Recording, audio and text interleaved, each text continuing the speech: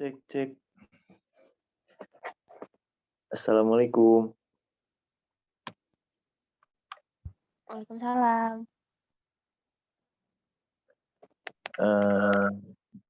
Kita mulainya. Bismillahirrahmanirrahim. Innal hamdalillah nahmaduhu wa nasta'inuhu wa nastaghfiruh wa na'udzu billahi min shururi anfusina wa min sayyiati a'malina may yahdihillahu fala hadiyalah. Asyhadu an la ilaha illallah wahdahu la syarikalah wa asyhadu anna Muhammadan abduhu wa rasuluh. Puji syukur ke Allah Subhanahu wa taala nu udah ngasih kita kesehatan, kenikmatan yang sampai kita bisa berkumpul walaupun di Zoom ini ya. Tak lupa salawat salam semoga Allah tetap mencurah limpahkan kepada Nabi kita Nabi Muhammad SAW. Oke, teman-teman,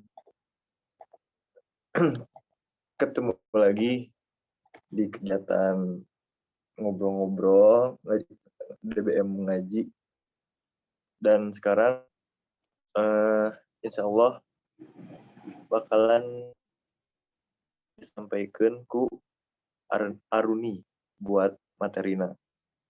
Ya, sungwe Kak Aruni, monggo persilahkan.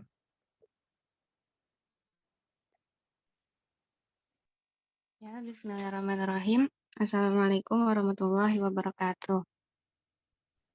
Kedengaran kan suaranya? Kedengaran. Ya, bismillahirrahmanirrahim. Alhamdulillahirrabbilalamin. Wassallallahu ala sayyidina Muhammad wa ala alihi washabihi wa ajma'in. Amma ba'du. Nawaina ta'alum wa ta'alim wa tadzakkura wa tadhkir wa nafa'a wal intifa' wal ifadata wal istifadah wal hasa 'ala tamassuki bi kitabillahi ta'ala wa bi sunnati Rasulillah sallallahu alaihi wasallam wa du'a ilal huda wa dalalata 'ala khair ibtigha wajhillah wa ta'ala wa ibtigha wajhillah ta'ala wa marratihi wa qurbihi wa sahbihi. Ya Fattahu ya Alim, ya Fattahu ya Alim, ya Fattahu ya Alim, iftah 'alaina fatan qariban bi rahmatika ya arhamar rahimin. Insyaallah hari ini kita akan bahas diskusi hadis ke-15 dan hadis ke-16. Admin ini DBM Mengaji, boleh tolong share PPT-nya ya.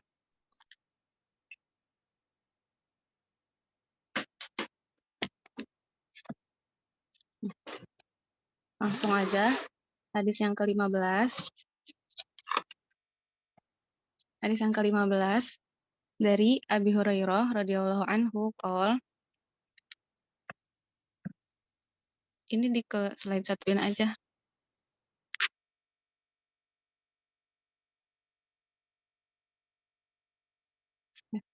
Hadis ke-15. An Abi Hurairah radhiyallahu anhu qol, qala Rasulullah sallallahu alaihi wasallam, man kana yu'minu billahi wal yawmil akhir falyaqul khairan aw liyasmut. Wa man kana yu'min billah wal yawmil akhir falyukrim jarahu. Wa man kana yu'min billah wal yawmil akhir falyukrim dhaifahu.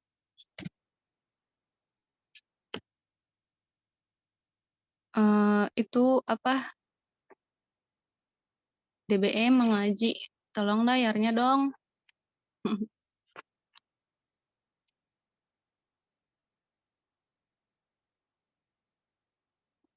Sama.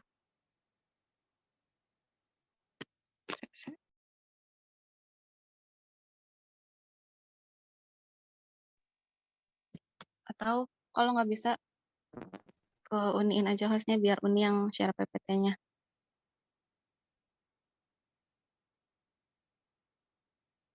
Bentar ya.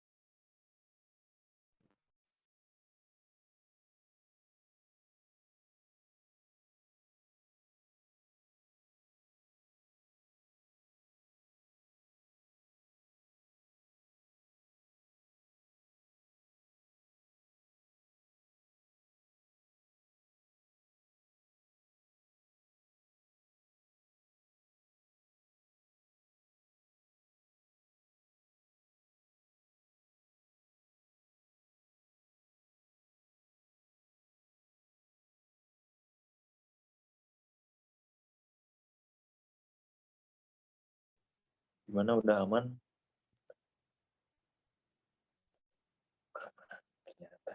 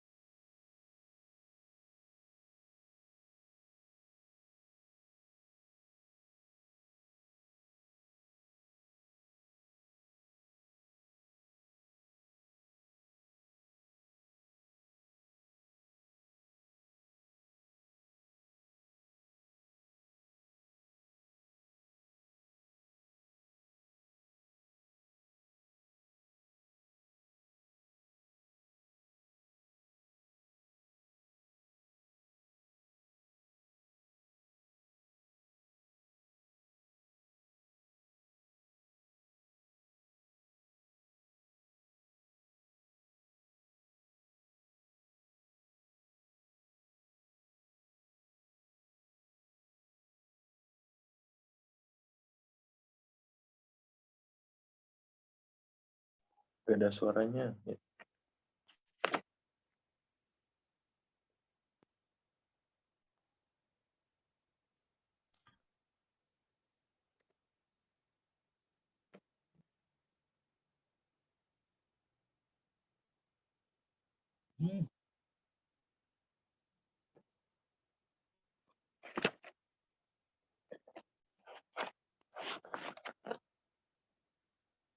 Gak ada suaranya, Aruni.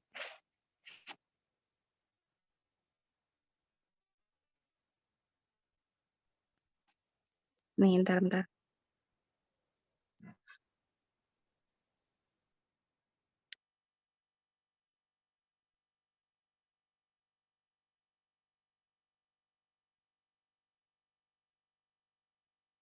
Udah ada.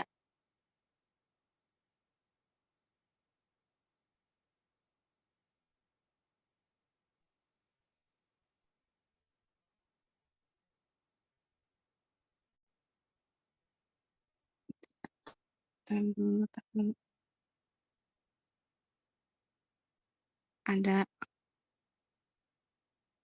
Ada kan? Bentar, ya, dibagikan aja.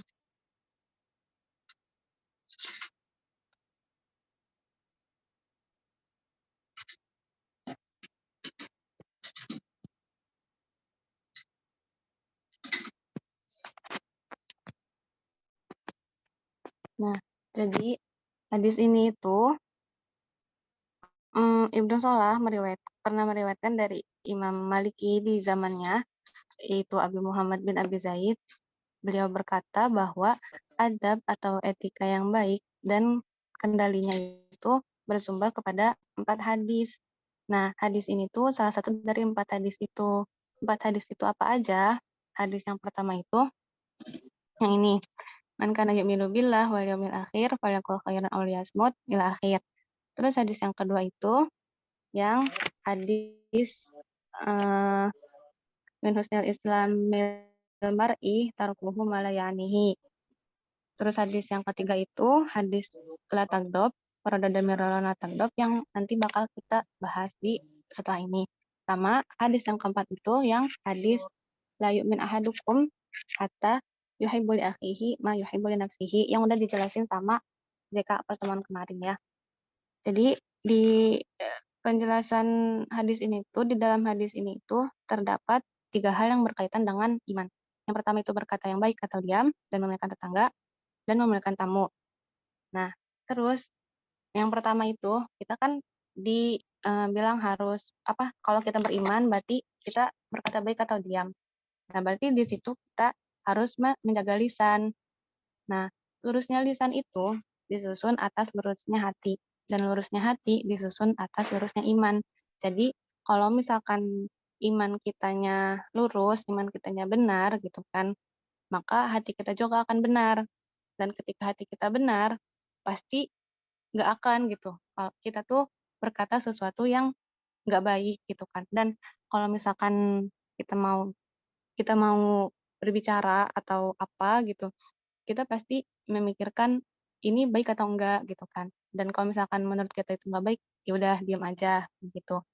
Dan di dalam diam pun juga ada keselamatan kayak gitu. Itu tuh ada hadis di Musnad Imam Ahmad dari Abdullah bin Amr, Rasulullah pernah berkata, "Man somata naja." Barang siapa yang diam, dia itu akan sukses gitu kan, selamat kayak gitu. Terus juga ada hadis dari Abu Hurairah di Sahih Bukhari, itu tuh an Abi Hurairah dari Nabi berkata, yang artinya itu, sesungguhnya seorang hamba mengucapkan suatu kata yang Allah ridhoi dalam keadaan tidak terpikirkan oleh benaknya. Jadi, kalau misalkan ada hamba, dia itu mengucapkan sesuatu kata yang Allah ridhoi. Ya, maksudnya kan kata-kata yang baik gitu. Tapi dia tuh nggak kepikiran gitu, di benaknya itu dia nggak mikirin kayak aku harus ngucapin ini gitu, nggak gitu. Tapi emang dia mengucapkan sesuatu yang baik gitu kan. Dia tuh nggak kepikiran gitu kan dan nggak kebayang juga akibatnya dan tidak menyangka kata tersebut berakibat sesuatu. Yang ternyata dengan kata tersebut itu Allah mengangkat mengangkat dia beberapa derajat gitu kan. Jadi padahal ketika kita bicara kita nggak bayang-bayangin akibat dari bicara kita apa, ternyata apa yang kita bicarain itu suatu hal yang baik, maka Allah itu akan mengangkat derajat orang itu. Tapi kalau misalkan hamba, dia itu mengucapkan sesuatu yang Allah nggak suka gitu, yang Allah nggak ridhoi, yang Allah murkai gitu kan, dalam keadaan tidak terpikirkan oleh benaknya, sama kayak orang yang tadi gitu, cuman bedanya dia ini mengucapkan sesuatu yang Allah tuh nggak ridho. Nah, akibatnya itu Allah akan melemparkannya ke dalam ke dalam juga maksudnya, ke dalam jahanam gitu, ke dalam neraka gitu. Jadi itu, ketika kita berbicara yang baik gitu kan, padahal gitu kan kita tuh nggak mikirin akibatnya apa, Allah bakal ngangkat derajat kita gitu. Berarti kalau Allah ngangkat derajat kita, berarti kan kita selamat lah gitu kan, insya Allah gitu kan. Nah kayak gitu. Sedangkan kalau misalkan kita berbicara yang tidak baik gitu kan, yang tidak terpikirkan, kita akan masuk neraka gitu. Jadi makanya di sini tuh falyaqul khairan aw liyasmut, maka berkatalah yang baik atau diam. Diam dari apa? Dari perkataan yang bukan perkataan yang tidak baik gitu, dari selain perkataan baik itu. Ya gitu. Jadi kalau misalkan eh, apa ya, kita mau ngomong gitu kan atau mau bicara gitu kan, kalau misalkan emang di dalam apa yang kita bicarakan itu nggak ada faedahnya atau bukan sesuatu yang baik, maka lebih baik kita diam gitu. Karena kalau misalkan kita mikir, kita misalkan ngucapin, ternyata itu tuh nggak baik gitu kan, tapi dan akibatnya tuh kan Allah bakal masukin kita ke jahanam, nauzubillah gitu kan. Terus ada hadis juga dari Muaz. Jadi Muaz itu pernah, beliau itu bersama Nabi SAW dalam perjalanan gitu kan. Iya waktu, itu tuh pagi dan, Muaz tuh lagi dekat sama, Nabi Muhammad gitu kan, lagi bepergian. Terus Muaz itu bilang ke Rasulullah, nah katanya, "Kabarkanlah kepadaku tentang suatu amal yang akan memasukkanku ke dalam surga dan menjauhkanku dari neraka." Itu kata Muaz gitu kan ke Rasulullah gitu. Terus Rasulullah jawab, "Kamu telah menanyakan kepadaku tentang perkara yang besar, padahal sungguh ia merupakan perkara ringan bagi orang yang telah Allah jadikan ringan baginya, yaitu kamu menyembah Allah dan tidak menyekutukannya dengan suatu apapun, kamu mendirikan sholat, menunaikan zakat, berpuasa di bulan Ramadan, dan berhaji ke Baitullah." Nah, jadi perkara-perkara itu nggak syirik gitu kan, menyembah Allah satu-satunya, sholat, zakat, puasa, haji, itu tuh merupakan suatu hal yang akan memasukkan, orang gitu ke surga dan menjauhkannya dari neraka. Terus Rasulullah bilang gitu kan, "Kamu mau nggak aku tunjukin kepada pintu kebaikan?" Katanya. "Iya," gitu kan, "wahai Rasulullah." Nah terus Rasulullah bilang, "Puasa itu adalah perisai dan sedekah akan memadamkan kesalahan sebagaimana air memadamkan api." Jadi pintu kebaikan itu berarti puasa sama sedekah gitu kan, sama sholat seorang laki-laki pada pertengahan malam. Terus Rasulullah bilang lagi, "Maukah kamu aku tunjukkan pokok perkara agama, tiang dan puncaknya?" Terus Muaz bilang, "Iya Rasulullah." Terus kata Rasulullah, "Pokok dari perkara agama adalah Islam, tiangnya adalah sholat, sedangkan puncaknya adalah jihad." Jadi pokok agama itu adalah Islam, tiangnya itu adalah sholat, puncaknya adalah jihad. Nah, yang terakhir itu kan udah disebutin tuh kayak sholat, puasa, zakat, haji gitu kan, semuanya gitu kan amalan-amalan. Terus terakhir tuh Rasulullah nanya lagi, "Kau mau nggak aku kabarin dengan sesuatu yang menguatkan itu semua?" katanya. Aku menjawab, "Ya wahai Nabi Allah," kata Muaz, "iya," gitu kan. Terus Rasulullah megang lidahnya sambil bilang, "Tahanlah lidahmu ini," katanya kayak gitu, "tahanlah ini," gitu kan. Berarti dari, semuanya itu gitu kan, dari kita tidak menyekutukan Allah gitu kan, sholat, puasa, haji, zakat, itu tuh dikuatkan dengan kita menahan lidah gitu kan. Terus Muaz nanya gitu kan, "Wahai Nabi Allah, apakah sungguh kita akan diazab disebabkan oleh perkataan yang kita ucapkan?" Kata Muaz gitu kan. Terus Nabi menjawab, "Celakalah kamu, ibumu, kehilanganmu, wahai Muaz, tidaklah manusia itu disungkurkan ke dalam neraka di atas muka atau hidung mereka, melainkan karena hasil ucapan lisan mereka." Jadi di sini tuh dijelasin gitu kan, berapa pentingnya kita tuh untuk menjaga lidah kita gitu kan. Karena kadang nggak kerasa gitu kan ya, gitu kalau misalnya kita mau ngomong, ternyata itu tuh bukan suatu hal yang harusnya kita omongin gitu kan. Kayak pertemuan kemarin juga kan di apa ya, yang min husnil islamil mar'i itu tarkuhu ma la ya'nihi gitu kan, meninggalkan sesuatu yang emang nggak seharusnya gitu kan. Nah ini juga apa, lisan juga sama gitu kan. Jadi kalau misalkan jadi kita tuh bukan cuman ini apa, eee, bukan cuman menjaga perbuatan kita aja, tapi kita juga menjaga lisan kita. Karena sebagaimana perbuatan kita dihisab gitu kan, diazab karena perlakuan kita, kita juga akan dapat balasan lah gitu kan, karena apa yang kita omongin, kayak gitu. Nah itu yang pertama, kalau misalnya kita beriman kepada Allah dan hari akhir, maka hendaklah berkata baik atau diam, itu yang pertama. Terus yang kedua itu, memuliakan tetangga kan. Nah, jadi orang yang berperilaku buruk terhadap tetangganya itu tidak akan masuk surga, karena itu merupakan akhlak yang tidak baik kan gitu ya. Sedangkan kita sesama manusia kan harus saling, bantu-membantu gitu kan, apalagi tetangga gitu kan. Tetangga tuh orang yang deket lah gitu kan sama kita, kayak gitu. Nah terus juga ada, dulu itu seorang sahabat menyampaikan kepada Nabi tentang seorang wanita yang ahli ibadah, yang dia itu suka menyakiti tetangganya. Dia rajin gitu kan. Nah, sahabat tuh bilang, "Wahai Rasulullah, ada seorang wanita yang rajin sholat malam, gemar berpuasa di siang hari, giat melakukan amal kebaikan dan banyak bersedekah. Namun, dia sering menyakiti tetangganya dengan lisannya." Katanya kayak gitu, kata sahabat. Jadi perempuan ini tuh rajin banget ibadahnya, tapi dia tuh suka sama tetangganya tuh nggak baik gitu, suka menyakiti kayak gitu. Nah, mendengar ini tuh Rasulullah bilang, "Tiada kebaikan padanya dan dia termasuk penghuni neraka," gitu. Terus sahabat nanya, "Kenapa?" kan gitu. Padahal kan dia rajin sholat gitu kan, kayak gitu, "Kenapa masuk neraka?" gitu kan. Terus Nabi menjawab, "Sebab mulutnya selalu menyakiti orang lain," katanya. "Dia suka mengganggu tetangganya dengan ucapannya.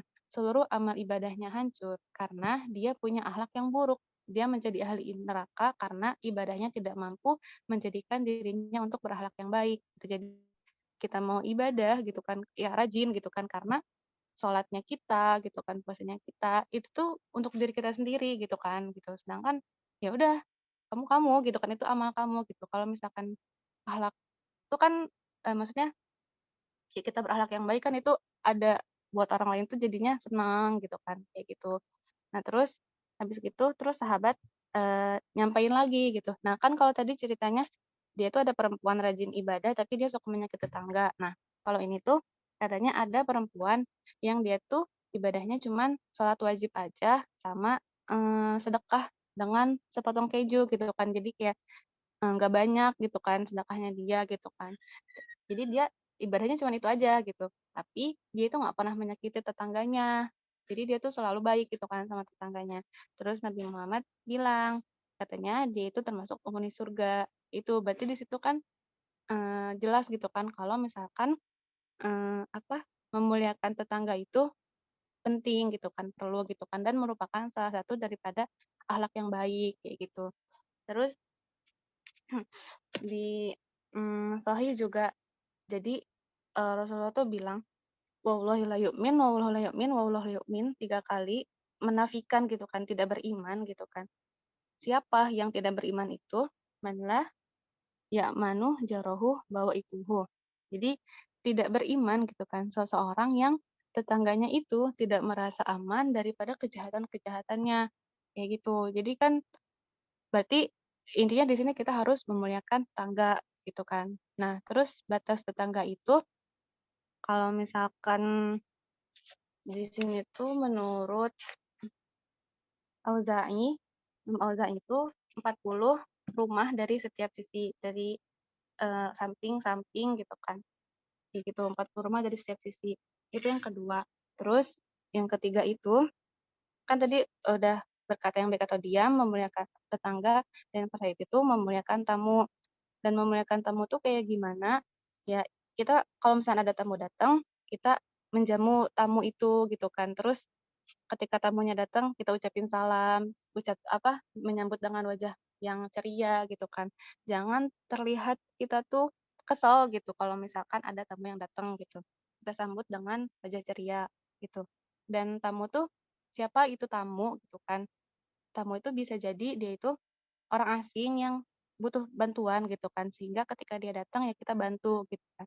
Atau enggak teman gitu kan, kerabat yang datang untuk bersilaturahmi, atau enggak ya teman gitu kan mau main atau enggak gimana, atau juga bisa orang yang berkebutuhan dia tuh minta tolong terus kita bantu gitu kan, kayak gitu. Dan eh, memuliakan tamu itu memang udah ada dari zaman nabi-nabi terdahulu gitu. Itu bukan ajaran yang baru gitu kan, karena di Quran juga ada di surat Az-Zariyat ayat 24 ketika Nabi Ibrahim kedatangan tamu yang ternyata tamu itu malaikat kan gitu. Tapi malaikatnya itu datang dalam wujud manusia. Jadi Nabi Ibrahim tuh nggak tahu gitu kan itu siapa. Nah, di situ Nabi Ibrahim nggak tahu mereka itu siapa, tapi Nabi Ibrahim tetap menyambut mereka dengan salam gitu kan. Terus pas mereka datang, Nabi Ibrahim juga langsung nyuruh untuk menyediakan makanan gitu kan, yang sebaik-baiknya dia ada gitu kan. Padahal tamunya tuh juga nggak minta apa-apa gitu kan, baru datang doang gitu kan. Tapi Nabi Ibrahim tuh udah udah langsung gitu kan, dengan salam, terus menjamu juga, dan menjamu tuh nggak usah nawarin dulu gitu, kayak mau ini nggak, mau apa nggak gitu, langsung aja gitu, tawarin gitu kan, kayak gitu. Itu memuliakan tamu. Terus juga, mmm, jadi kalau misalnya kita memuliakan tamu itu, iman kan sama Allah, dan Allah tuh juga bakal, nggak akan menghinakan kita lah gitu, karena kita nggak karena kita memuliakan tamu gitu. Karena, di hadis, di cerita yang pas Rasulullah dapat wahyu, terus Rasulullah yang ketakutan itu, Rasulullah langsung lari ke Sayyidah Khadijah gitu kan, minta tolong diselimuti. Nah, Rasulullah tuh kan khawatir kan di situ, takut terjadi apa-apa dengan dirinya gitu kan, takut kenapa-napa gitu kan, karena itu kan pertama kalinya Rasulullah dapat wahyu. Tapi Sayyidah Khadijah itu menghibur Rasulullah gitu kan, dengan bilang, "Demi Allah, Allah tidak akan menghinakanmu selama-lamanya." Jadi Allah tuh nggak akan menghinakan engkau, wahai Rasulullah, karena sesungguhnya engkau itu menyambung tali silaturahmi, berbicara jujur gitu kan, terus, membantu orang gitu kan, dan juga menjamu tamu, kata Sayyidah Khadijah. Berarti di sini juga salah satu, yang menunjukkan kepada kalau misalkan menjamu tamu itu, ya karena kita memuliakan tamu juga insya Allah kita kita juga akan dapat balasannya, dapat pahalanya. Tuh, segitu, itu hadis ke-15. Jadi ada 3 hal, yaitu kita harus berkata baik atau diam, kita memuliakan tetangga, sama kita memuliakan tamu. Ya, nanti kalau ada pertanyaan bisa di akhir aja ya. Hadis ke-16, An Abi Hurairah radhiyallahu anhu anna rajulun qala qala lin Nabi sallallahu alaihi wasallam ausini qala la taghdab faradada miraran qala la taghdab rawahul Bukhari. Artinya, Abu Hurairah radhiyallahu anhu berkata, seorang laki-laki berkata kepada Nabi Shallallahu alaihi wasallam, berilah aku nasihat. Beliau menjawab, jangan marah. Beliau mengulanginya beberapa kali, jangan marah. Hadis riwayat Bukhari. Jadi di sini ada seorang laki-laki meminta wasiat kepada Rasulullah dan Rasul bilang jangan marah gitu. Nah, marah itu ada dua. Yang pertama itu marah karena Allah dan Rasulnya, dan marah karena urusan pribadi. Dan yang dimaksud di hadis ini adalah marah karena urusan pribadi. Jadi bukan marah karena agama gitu. Contohnya tuh kayak kalau misalnya marah karena Allah gitu. Contohnya ada yang cerita Nabi Musa. Ketika Nabi Musa habis ke Sinai itu menerima wahyu, kan Nabi Musa ini ya Kak, apa nitip gitu kan ke saudaranya gitu kan Nabi Harun untuk mimpin umatnya gitu kan. Ternyata pas Nabi Musa balik gitu kan, beliau itu melihat kaumnya itu menyembah ini patung gitu kan, patung sapi itu yang bisa ngomong. Dari situ kan berarti mereka itu sudah menyekutukan Allah gitu dan Nabi Musa itu marah gitu kan dan marahnya bukan karena ada orang yang ngapain ke beliau gitu, tapi marahnya karena Allah gitu kan, karena mereka menyekutukan Allah kayak gitu. Itu jadi yang harus kita nggak boleh marah tuh marah karena urusan pribadi. Misalkan ya ada orang gitu kan jahat ke kita, misalnya kita marah sama mereka, itu kan maksudnya nggak ada hubungan sangkut pautnya sama agama gitu kan. Itu cuman karena hawa nafsu aja gitu. Nah, itu yang nggak boleh tuh gitu. Karena marah itu merupakan pintu paling besar bagi setan untuk masuk ke dalam hati manusia. Jadi ketika kita marah tuh, ya udah itu pintu tuh terbuka gitu untuk setan supaya dia bisa masuk ke dalam hati kita gitu. Sedangkan kalau hati kita udah dikuasai sama setan, nggak tahu lah apa yang terjadi gitu kan, kayak gitu. Hal-hal yang tidak diinginkan pun bisa terjadi kalau misalkan setan udah masuk. Makanya kita nggak bolehin marah gitu kan. Karena marah menyebabkan manusia menolak kebenaran. Jadi kita bakal buta lah sama kebenaran gitu kan, karena ya itu udah dikuasai sama hawa nafsu itu. Nah, tapi marah itu kan, jadi marah itu merupakan suatu perkara yang kita tidak memiliki kehendak atasnya, kayak lapar, haus. Jadi ada gitu, maksudnya dia itu sesuatu yang tabii lah gitu, karena ya kita manusia gitu kan. Jadi datang tuh, kita tuh nggak bisa kita nggak marah gitu kan. Jadi kalau misalkan ada orang yang menghina kita, mengejek kita, kita aslinya emang nggak bisa marah gitu. Nah cuman kalimat jangan marah di sini itu adalah tahanlah amarahmu, supaya kita tuh enggak merealisasikan lah gitu kan kemarahan itu. Jadi marah, diem aja gitu, jangan marah, kitanya harus sabar kayak gitu. Karena, ya itu tadi gitu, kalau misalnya kita marah, udahlah gitu kan, sesuatu hal yang emang kita nggak mau terjadi pun terjadi, kayak gitu. Nah, balasannya orang yang menahan amarah itu ada di surah Ali Imran ayat 133. Artinya itu, Ali Imran, bentar. Yang artinya itu, dan 133 itu kan wasari'u ila magfiratin min rabbikum ila akhir, yang artinya dan bersegeralah kamu mencari ampunan dari Tuhanmu dan mendapatkan surga yang luas seluas-luasnya, yang luas seluas surga yang luasnya seluas langit dan bumi yang disediakan bagi orang-orang yang bertakwa. Noh, jadi kita tuh harus bersegera mencari ampunan dan mendapatkan surga yang luasnya seluas langit dan bumi. Berarti itu kan ntar kita tuh bakal dapat apa? Surga yang seluas langit dan bumi gitu kan. Itu tuh disediakan bagi orang yang bertakwa. Orang yang bertakwa itu siapa gitu? Orang yang bertakwa itu orang yang berinfak baik di waktu lapang maupun sempit dan orang-orang yang menahan amarahnya dan memaafkan kesalahan orang lain. Dan Allah mencintai orang yang berbuat kebaikan. Nah, jadi disebutin kan berarti orang yang bertakwa itu akan mendapatkan balasannya surga. Dan siapa orang yang bertakwa itu adalah orang yang berinfak, orang yang menahan amarah, dan orang yang memaafkan kesalahan orang lain. Jadi ketika kita marah, terus kita menahan amarah kita bersabar, itu balasannya itu surga. Jadi ketika kita marah, apa yang harus kita lakukan? Nah, kalau misalkan kita lagi marah terhadap sesuatu gitu kan, kayak gitu. Yang pertama, ya kita tuh berlindung kepada Allah gitu kan. Apa, isti'adzah billah gitu kan, auzubillahi minasyaitonirrajim, karena marah itu kan datangnya dari setan ya, jadi kita harus berlindung kepada Allah daripada setan itu. Terus kita rubah posisi, misalkan kita marahnya berdiri, nah kita duduk, kalau misalkan kita marahin duduk, kita berdiri gitu kan. Kalau misalkan kita marahin lagi diam, kita jalan misalkan. Gitu. Pokoknya kita harus rubah posisi kita. Kalau misalkan setelah kita rubah posisi dari duduk ke berdiri, berdiri ke duduk, maka kita pergi berwudu. Karena wudu itu air dan setan itu api. Maka wudu akan memadamkan amarah sebagaimana air memadamkan api gitu. Karena marah itu yaitu tadi dari setan gitu kan. Jadi kita wudu gitu supaya apinya itu padam gitu. Nah, kalau misalkan wudu juga kita masih nggak bisa gitu kan, maka kita mandi. Karena mandi kan airnya lebih banyak kan tuh. Jadi dingin lah gitu kan badan kita tuh. Jadi kita nggak marah lagi. Tapi kalau misalkan kita masih marah, kita sholat 2 rakaat. Kalau misalkan masih juga gitu kan, kita meninggalkan tempat gitu. Pergi dari tempat itu gitu kan supaya kita jauh dari hal yang ngebuat kita marah kayak gitu. Udah sih itu aja. Mungkin cukup sekian yang bisa saya sampaikan. Kurang lebihnya mohon maaf. Terima kasih atas perhatian teman-teman. Kalau misalkan ada yang boleh ditambahin atau ada yang kurang paham bisa ditanyain. Terima kasih. Assalamualaikum warahmatullahi wabarakatuh. Waalaikumsalam warahmatullahi wabarakatuh. Alhamdulillah. Makasih Aruni. Ini cukup menarik ya antara kedua hadis ini tuh. Yang satu nerangin tentang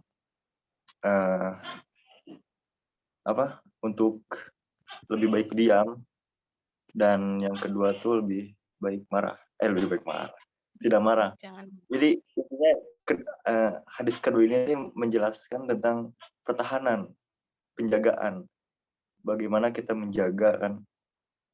Terutama pas hadis pertama kan yang menjaga lebih baik diam daripada kita ngomong yang gak bermanfaat. Pernah dengar satu cerita, ya ini berhubungan sama hadis kedua lah ya. Jadi ada Nabi itu lagi jalan sama sahabatnya. Mungkin ini cerita udah miliar ya. Jadi pas jalan, terus Nabi teh lihat dua orang lagi berantem. Nah si A teh marah nih ke si B, bla bla bla bla bla bla. Sedangkan si B mah diem aja. Terus itu Nabi tadi ditanya sama sahabatnya. Nabi buat diem, ketawa, terus dia langsung cemberut. Dia tersenyum terus cemberut. Terus Nabi Muhammad dia bilang tadi kurang lebih ya, tadi aku lihat 2 orang pemuda, yang satu dimarahin, yang satu diam. Nah itu yang buat aku tersenyum, karena di antara si diam itu orang yang diam tuh didoakan sama. Dan kenapa saya cemberut? Nah, pas dia dimarahin, dia malah marahin balik katanya. Nembalan lah gitu ya. Makanya ketika dia marah balik, langsung datanglah setan. Maka itulah kenapa Nabi bisa cemberut. Nah, itu. Terus poin nuka 2T dari hadis pertama tuh berbuat baik pada tetangga. Jadi kita berarti itu cakupannya umum kan? Maksudnya mau tetangga yang mana apapun itu, ras manapun itu, agama apapun itu, kita harus berbuat baik ke tetangga. Jangan melihat walaupun jangan melihat misalkan karena rumput tetangganya lebih hijau, kita berbuat baik. Tapi kita harus rata berbuat baik, gitu kan? Nah, terus yang ketiga tuh kita berbuat baik pada tamu. Nah, kayak cerita tadi Nabi Ibrahim, bahwa kita harus berbuat baik. Nah, mungkin selanjutnya kalau ada tambahan mungkin bisa sebelum ke pertanyaan. Monggo. Ada tambahan mungkin dari hadis berapa ini teh? 15-nya? 15 16.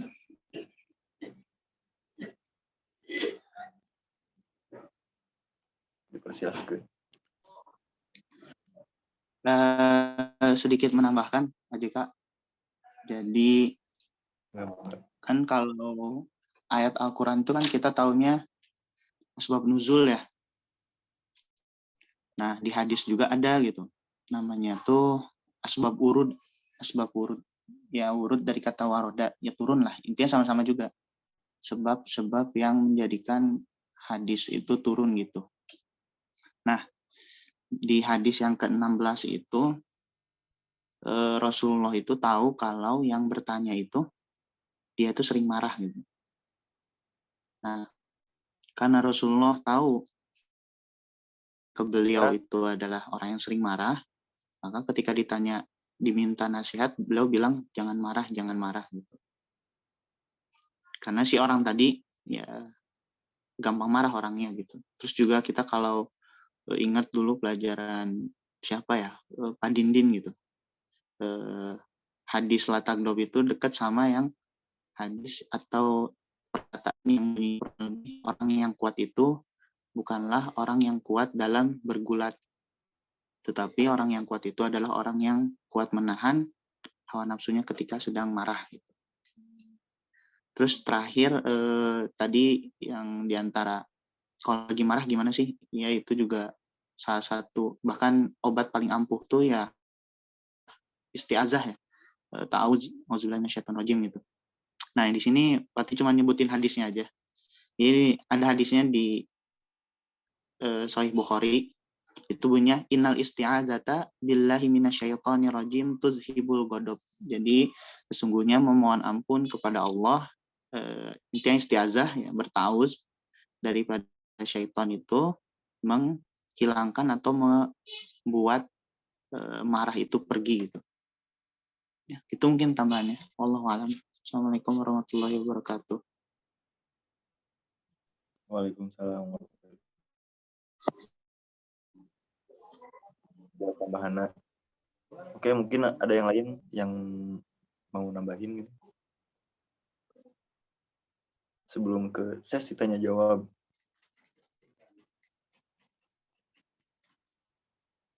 Gak ada. Kalau gak ada, langsung ke sesi tanya jawab. Mangga, siapa tahu ada yang mau nanya terkait 2 hadis yang udah disampaikan sama Aruni Fajuah. Saya. Ya, mangga. Halo Aruni, apa kabar? Ya, jadi untuk marah ini ya, aku mau tahu kira-kira kalau misalkan di Islam itu kita ada nggak sih anjuran untuk merilis marah itu dengan suatu aktivitas atau perilaku gitu, kayak misal boleh nggak sih kita tuh teriak atau enggak mukul-mukul, misal kalau misalkan di psikologi kan boleh mukul, boleh ngancurin aktivitas itu kelihatan tuh ada gitu, asal nggak menyakiti orang lain ataupun menyakiti diri sendiri. Nah, kalau misalkan pembahasan di Islam tuh sebenarnya bisa nggak sih selain kita menahan gitu loh, karena kan menahan juga hal yang sulit ya untuk dilakukan bagi beberapa orang kayak gitu.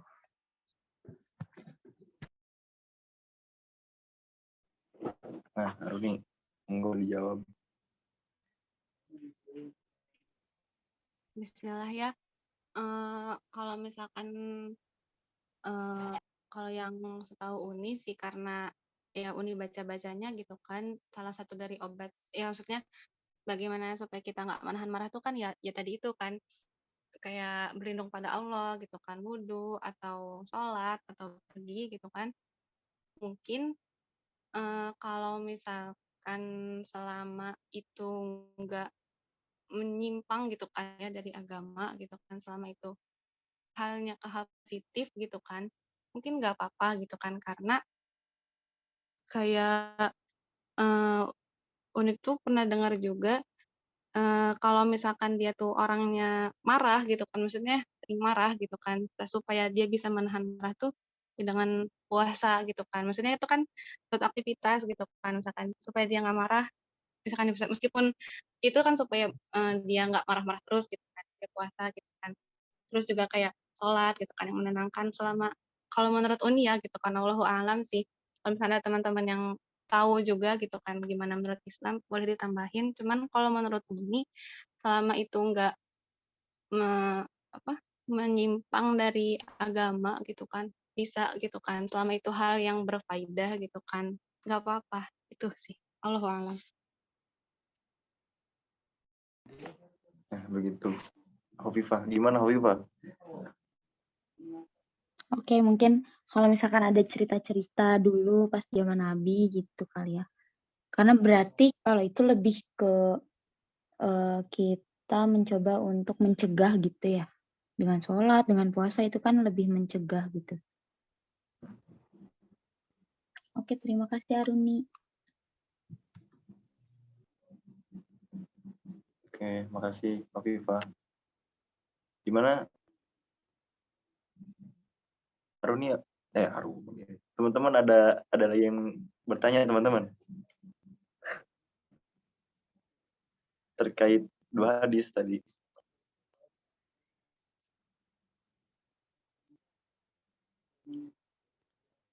Kalau enggak, Abi nanya, izin nanya. Jadi, izin nanya Aruninya. Jadi, kan ada nih pertanyaan Rokib. Nanti itu kan di alam kubur kan bakal ditanya nih sama Rokib Atid. Nah, apakah ini kita teh bakal ditanya enggak ya ganti pertanyaan. Jadi gini, tentang ini gimana caranya buat kita ngusir tamu? Dan kayak gitu, malas gitu ketemu tamu ini teh. Ada gak gitu kiat-kiat buat cara ngusir tamu? Itu Haruni. Kiat-kiat buat ngusir tamu udah juga nggak tahu ya belum baca tentang hal itu. Cuman kan juga selain adab kita menerima tamu juga ada adabnya gitu kan. Tamu juga ketika bertamu juga harus tahu diri gitu, jangan ini. Tapi kurang tahu sih kalau misalkan cara mengusir tamu, tapi ini tuh ada hadis kalau misalkan kita bertamu tuh 3 hari kan. Apa sih hadisnya? Lupa bentar. Ya, jadi kalau misalkan mengusir tamu, ya maksudnya kan kita juga di situ ya ahlu bait kan ya, pemilik rumah gitu kan. Mungkin kalau misalkan emang dia namunya tuh udah misalkan dia nginep atau nggak apa gitu kan namunya udah kelamaan, kita juga mungkin bisa bilang baik-baik sama dia. Maksudnya kita juga udah nggak punya apa-apa lagi misalkan buat ngejamu dia gitu kan. Masa kita nggak ngejamu dia? Mungkin bisa dibilang baik-baik. Tapi Allahu alam sih Uni juga nggak tahu kalau misalkan itu. Ya, Berarti mending bilang baik-baiknya. bilang aja tuh baik-baik. Tapi kalau misalkan dia kayak datang cuma berkunjung doang, ya kita berusaha baiklah gitu. Maksudnya menjamu dia gitu kan. Tapi kalau misalkan emang dia namunya yang emang kayak misalkan ngengajain gitu loh lama-lama gitu kan. Itu kan yang ya maksudnya yang bikin kita kayak aku tuh mau ini gitu kan dia malah datang gitu kan misalkan kayak gitu. Mungkin bisa bilang baik-baik gitu. Ya misalkan ahlan lah gitu kan kita terima gitu kan ngobrol bentar gitu kan kalau misalkan emang dia udah selesai butuhnya kan enak gitu dan si tamu juga itu juga sebenarnya tamunya juga sih gitu karena kan itu dua arah lah gitu kan kita tamu sama yang menamu gitu kan jadi itu tamunya juga gitu tapi bisa mungkin dibicarain baik-baik sama tamunya. Siap. Makasih. Ini mungkin lebih bisa jadi ngasih kode namanya. Misalkan, udah malam nih. Itulah. Nah, jadi ada ini katanya di admin DBM teh. Ada nitip pertanyaan ke Mimin. Tadi Uni jelasin soal berkata yang baik tanpa direncanakan. Intinya secara spontan. Nah, kalau latah gimana ya? Karena banyak kasus orang yang latah dan latahnya kata jelek, apakah dia bisa terus menerus celaka atau berdosa karena itu latah. Oh, jadi dia tuh berkata kasar, tapi karena latah saya gini, gak sengaja. Gimana lah? Yang gitu apakah dihukumi nantinya apa gimana gitu? Kalau menurut Uni sih ya, kan latah itu dari kebiasaan kan pasti gitu kan. Nggak mungkin tiba-tiba aja gitu. Dan dia itu pasti ngelatahin sesuatu yang biasa dia dengar atau yang biasa dia ucapkan gitu. Kalau misalkan emang dia latahnya yang jelek, maksudnya kalau misalkan dia nggak pernah dengar sesuatu yang jelek, nggak pernah ngomong sesuatu yang jelek gitu, nggak mungkin juga nggak sih gitu latahnya tiba-tiba ngomong kasar gitu kan. Nah itu mungkin bisa, tapi karena udah terlanjur kali ya gitu kan, karena udah latahnya kayak gitu, ya misal ketika dia latah, pasti dia langsung inget kan, tadi barusan aku ngomong apa gitu kan, kayak gitu. Nah di situ ketika dia inget itu, ya dia istighfar lah gitu kan, karena udah ngomongnya ini kan yang kurang baik lah gitu.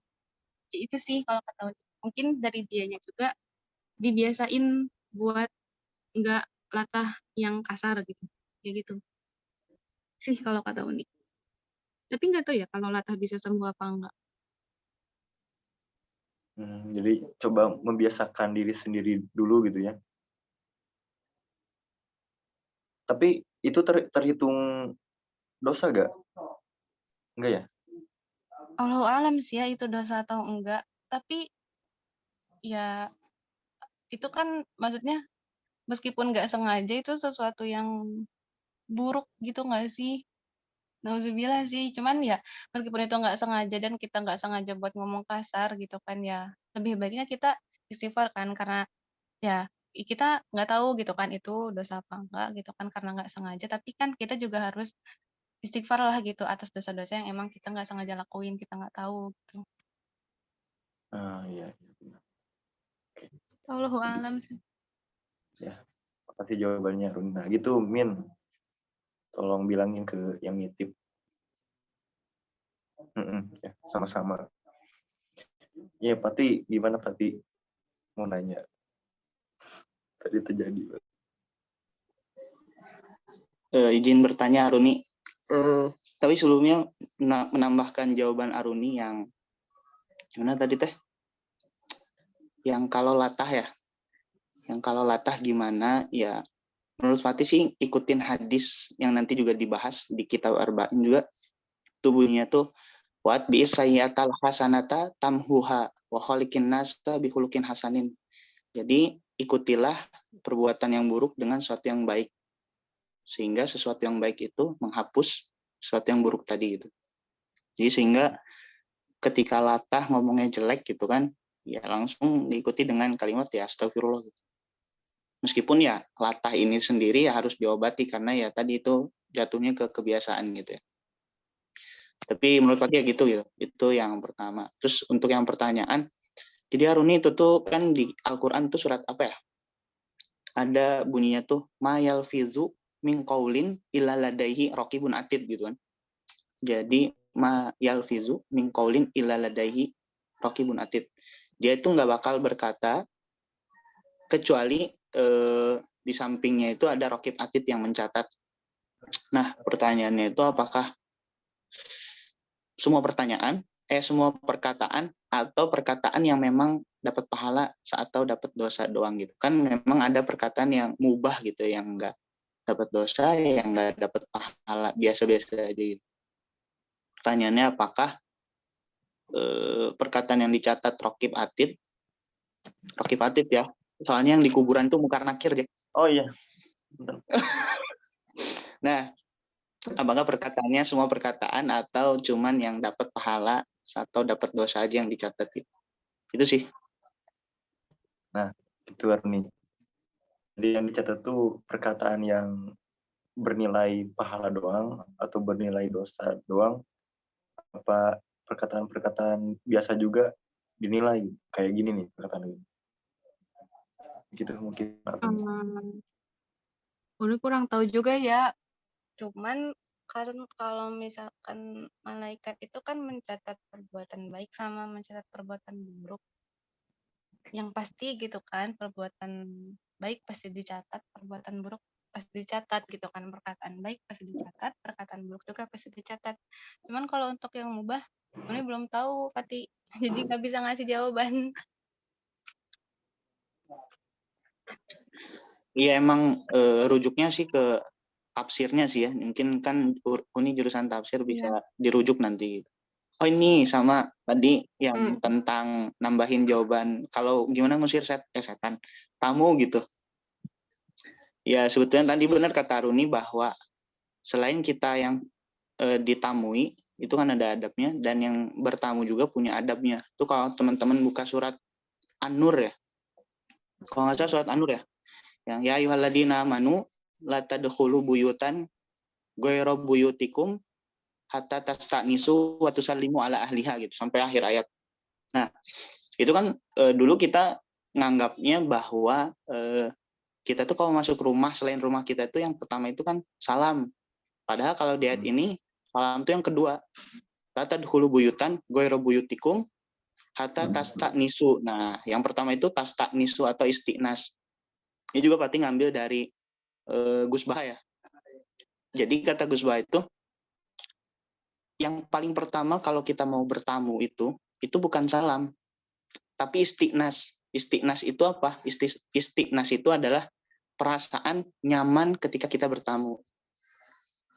Ya di sini bisa dimaknai bahwa ya perasaan nyaman itu kita udah minta izin, kita udah janjian, dan janjinya itu diterima. Nah, itu maksudnya dari kata istiqnas menurut Gus Baha gitu. Sehingga ya tadi kalau kita semua memahami ya kayaknya nggak perlu ada pertanyaan gimana cara ngusir tamu gitu. Karena si tamu pun ketika dia tahu kalau sebelum datang ke rumah kita itulah yastaknis, dia nggak ngerasa nyaman karena misalnya mendadak, terus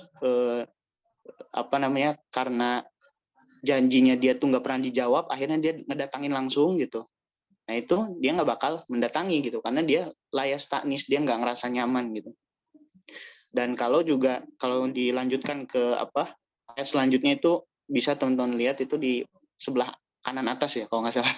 Nah itu kalau kita nggak ada yang ngebukain pintu, itu bagusnya kita ya udah, kita juga tahu kalau udah ngetok 3 kali misalnya, terus gak dijawab, ya berarti itu alamat bahwa kita ya harus pulang gitu, bukan malah diketok ke-4, ke-5 kali dan seterusnya. Itu mungkin nambahkan jawaban Aruni. Wallahu alam. Siap. Makasih Pati. Aruni ada pertanyaan lagi Aruni.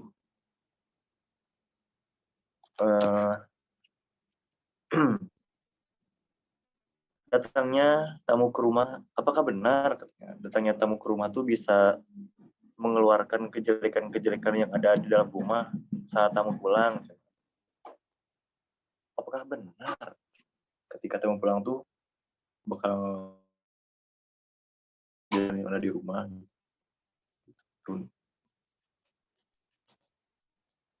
Kalau misalkan tamunya ketika selesai bertamu gitu kan terus pergi keluar, dia ngomongin yang jelek-jelek, ya berarti itu tamunya kan, berarti yang mengeluarkan kejelekan-kejelekan gitu kan. Maksudnya si tamunya kan berarti yang ngomongin gitu apa yang ada di rumah yang dia temuin tuh. Nah, apakah benarnya gitu kan? Ya itu yang terjadi kadang gitu kan. Orang tuh kadang namu ke rumah orang, terus pulang namu tuh malah ngomongin tadi di rumahnya si itu gini gitu kan.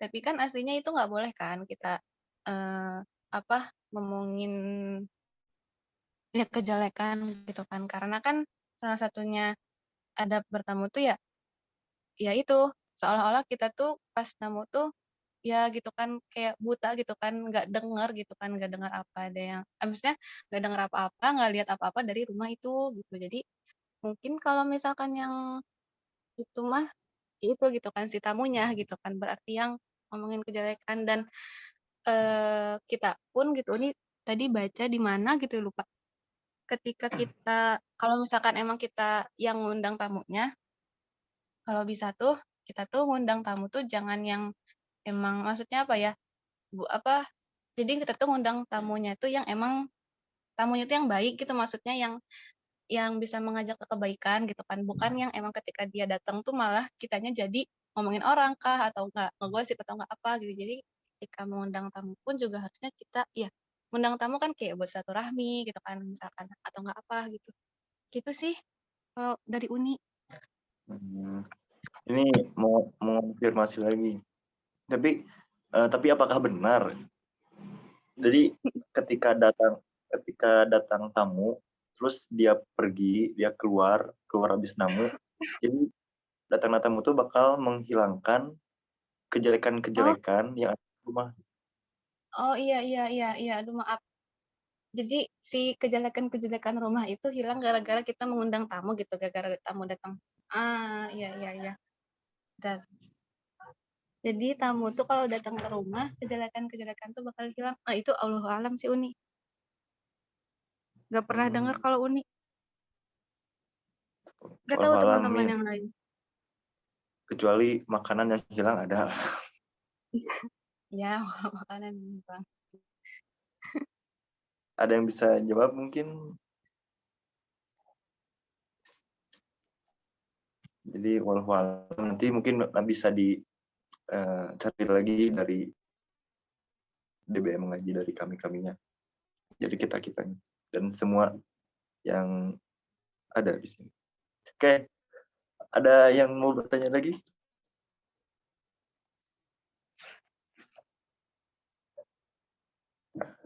Oh, pernah dengar waktu itu ada yang bilang waktu tamunya keluar, tiba-tiba kalajengking ular-ular juga ikut keluar. Gak tahu dengar mana, lupa maksudnya. Maksudnya mengeluarkan kejelekan teh gimana katanya Min? So, Mungkin tamunya tukang kalajengking atau penangkal ular, makanya keluar juga. beda deh. Oh, beda. Siap. Jadi mungkin ini kata si Mimin teh. Jadi kan di dalam rumah tuh ada kejelekan lah, misalkannya bahwa itu kejelekan lah pokoknya mah. Bahwa itu aib batunya merenya aib atau apa gitu, aib di rumah eta atau keluarganya kurang ginilah, kurang apa, kurang makmur. Ya pokoknya kejelekan-kejelekan di rumah tangga lah, di rumah lah. Nah iya, ya pamin. Nah jadi ketika tamu itu datang tuh si kejelekan itu bisa gak ada gitu, bisa mungkin kehapus mungkinnya gitu. Cuman nggak tahu juga itu Mimin dari mana itu Mimin. Ya itu mungkin ada lagi yang bertanya, monggo dipersilahkan terkait dua hadis tadi.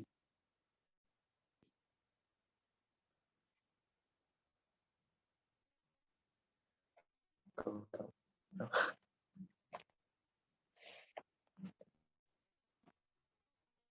kalau tamu om tahu lah, om tahu, tamu om tahu, penting. Balik dulu Zul. Iya.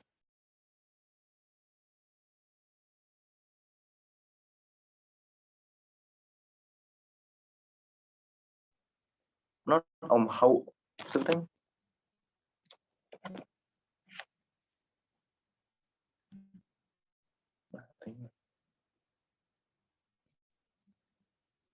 Ya teman-teman, ada yang ditanyain lagi teman-teman?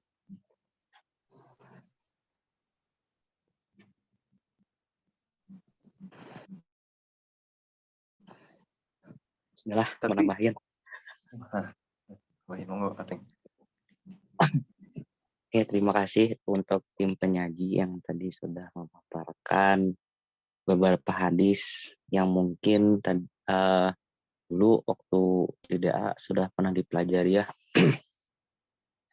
Cuman tadi menarik dari pertanyaannya Teteh Opi mengenai apa ya, bahwa marah tuh alangkah baiknya disalurkannya tuh gimana gitu. Apa tadi tuh? aktivitas positif ya tadi yang Ateng tangkap, bahwa sebenarnya yang Ateng pelajarinya bahwa menahan apapun suatu saat akan mudah gitu, sama halnya dengan menahan perasaan. Jadi nanaon teh emang kudu disalurkeun gitu. Tah, apa yang kita tahan teh sebenarnya kita menyimpan energi. Nah, semakin kita menyimpan banyak energi kan nantinya bakal apa istilahnya itu membudalnya.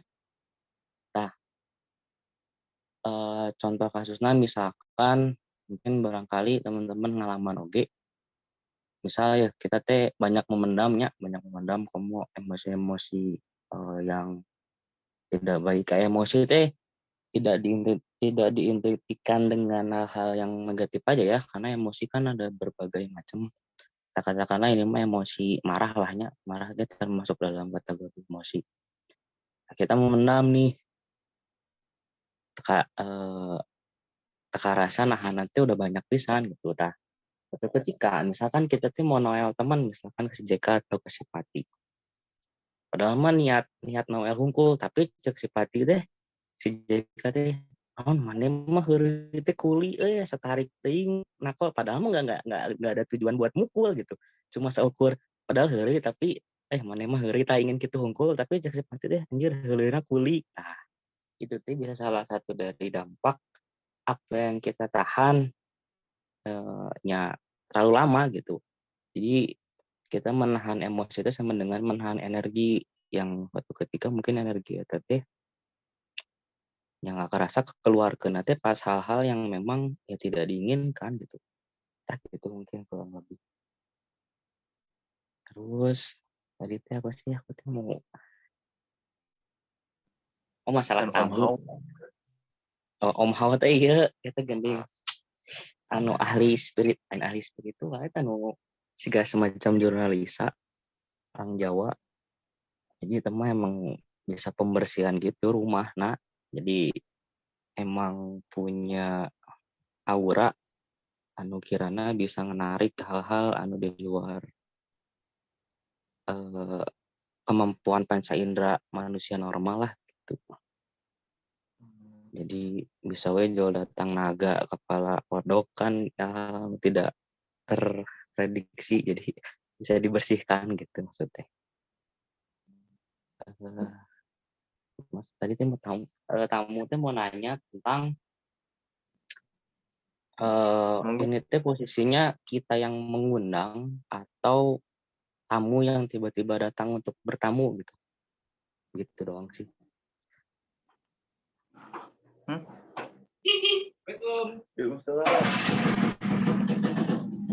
Kan tadi mah bahasannya banyak yang apa istilahnya kita mengundang tamu kan bukan tiba-tiba misalkan kita lagi gimana jauh ada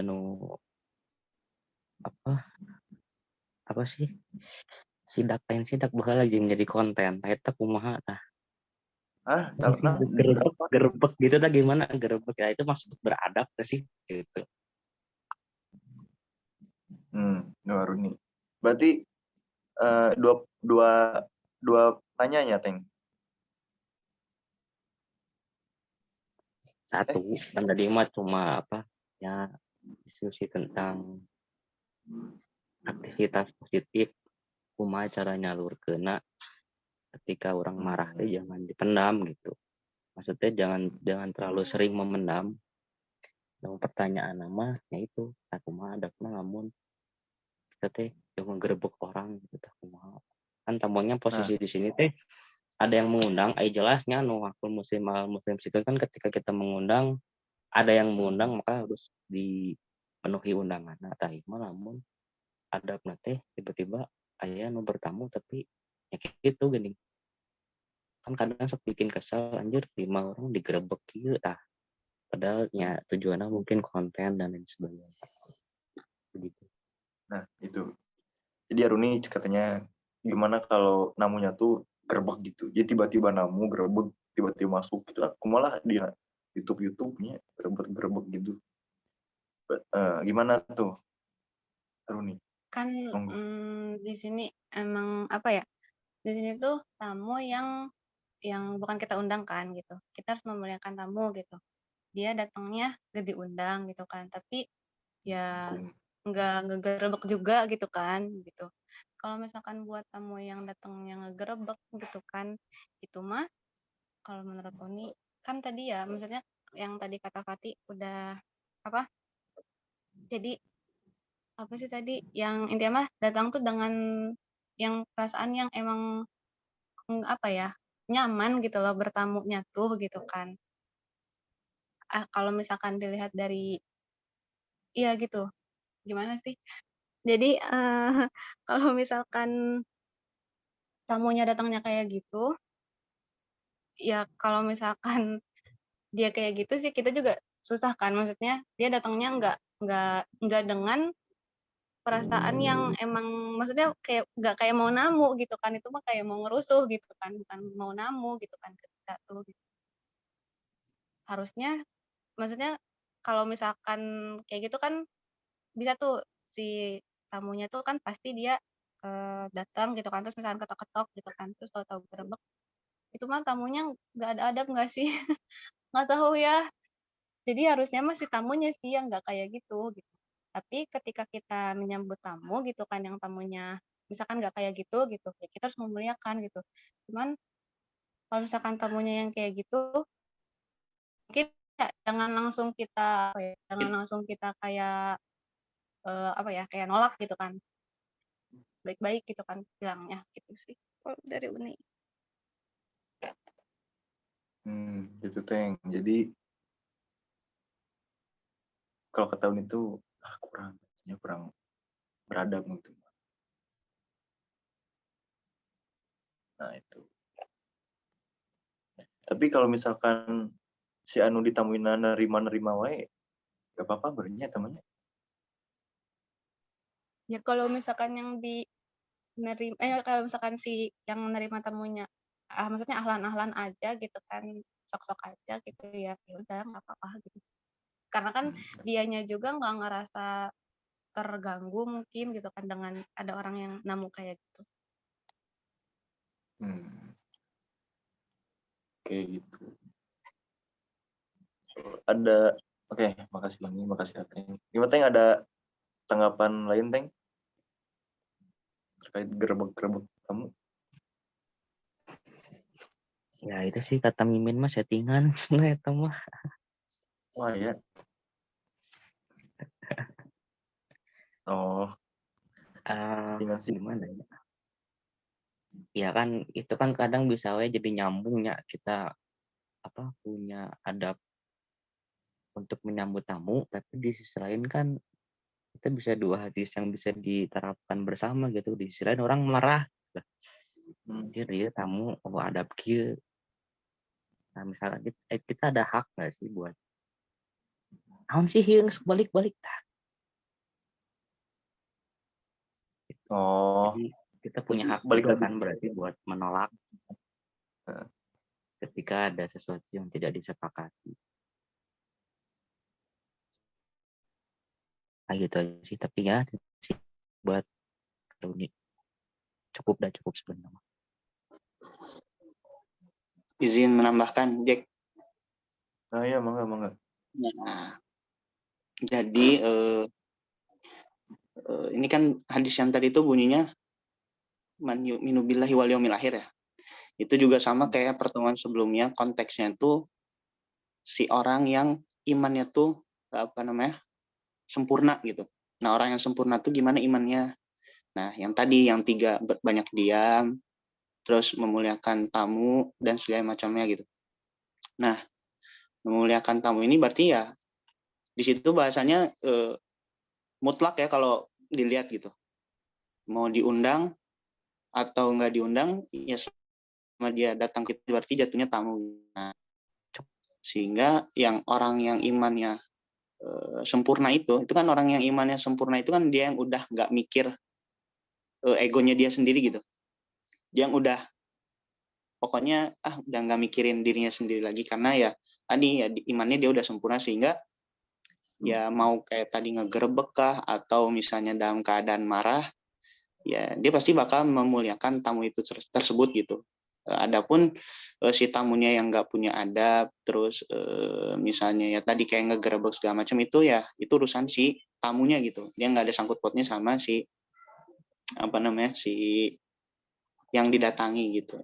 Jadi ya ikramud duyuf itu memuliakan tamu itu ya kayaknya mutlak sih gimana pun orang yang datang gitu. Karena yang asarnya itu apa, efeknya itu, hasilnya itu kembali ke si yang didatangi gitu. Kalau dia memuliakan, ngeselin gimana pun, ya berarti dia mukmin yang baik gitu. Yang imannya tuh ya Masya Allah gitu. Nah terus yang mungkin nambahin juga, sebetulnya tadi yang disampaikan Aruni juga, ketika misal seseorang marah dan segala macam, di antara penyaluran amarahnya itu ya tadi kayak sholat, wudhu segala macam itu kan tetap penyaluran gitu. Meskipun surahnya pencegahan tapi tetap aja gitu kan. Ketika misalkan kita marah terus kita pergi kan itu juga penyaluran juga dengan kita pergi dari orang yang buat marah gitu. Sehingga ya kalau menurut Mati ya itu juga selain pencegahan dia juga penyaluran juga gitu. Karena ya memang kalau udah marah tuh kan, kalau nanti misalnya teman-teman belajar fikih tuh, efek marah tuh luar biasa gitu. Bahkan orang yang lagi marah itu nggak boleh memutuskan sesuatu gitu. Kan siapa? Imam Ali ya, perkataan Imam Ali kalau nggak salah. Jangan berjanji saat bahagia dan jangan memutuskan sesuatu ketika sedang marah. Karena kalau udah marah tuh orang tuh lagi di luar kondisi normalnya gitu. Tapi bukan berarti Islam itu menafikan adanya amarah. Amarah tuh pasti ada gitu di dalam seseorang, karena ya lagi-lagi ya manusia gitu kan ada sisi buruknya gitu. Yang jadi masalah itu ya sikap kita gitu. Karena yang bisa kita kontrol itu sikap, bukan sifat. Kalau sifat ya orang mungkin bisa jadi pemarah.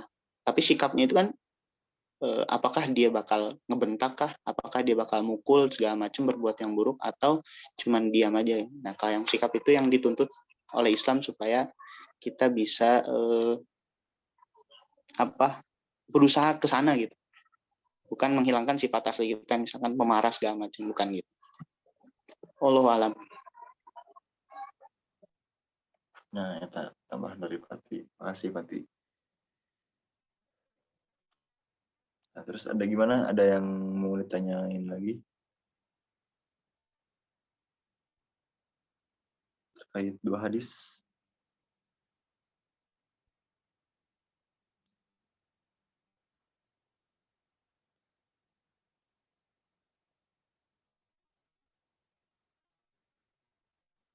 Yang Nggak ada. Oke. Kalau nggak ada maka. Berhubung juga udah jam 10. Ini bisa besok sahur kesiangan ya. Jadi mungkin ada closing statement Aruni? Udah sih itu aja dari Uni. Mohon maaf kalau misalkan belum bisa ngasih jawaban-jawaban yang memuaskan gitu. Insya Allah nanti lebih baik lagi. Makasih juga Runi udah nyampein maparin materi yang luar biasa lah ya. Udah kalau gak ada yang nanya lagi, ya kalau gak ada lagi makasih teman-teman udah nyempetin hadir di tengah Persib Day ya. Semoga yang mendukungnya menang. Ya, makasih. Sebelum kita makasih juga buat pemateri atau pemaparan materina. Ada makasih juga buat teman-teman yang udah bertanya maupun nambahin. Semoga dari semua itu kita bisa mendapatkan feedback-nya gitu ya. Bisa mengamalkan dan bisa mengambil barokah, bisa mendapatkan berkahnya gitu dari kajian ini. Nah, gitu. Sebelum kita mengakhiri Zoom DBM mengaji ini, kita akhiri dengan membaca kifaratul majelis bersama-sama ya. Subhanakallahumma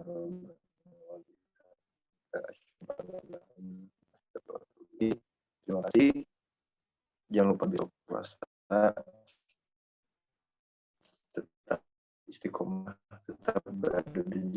Allah. Pasti assalamualaikum warahmatullahi wabarakatuh. Waalaikumsalam warahmatullahi wabarakatuh. Mantap semua, luar biasa.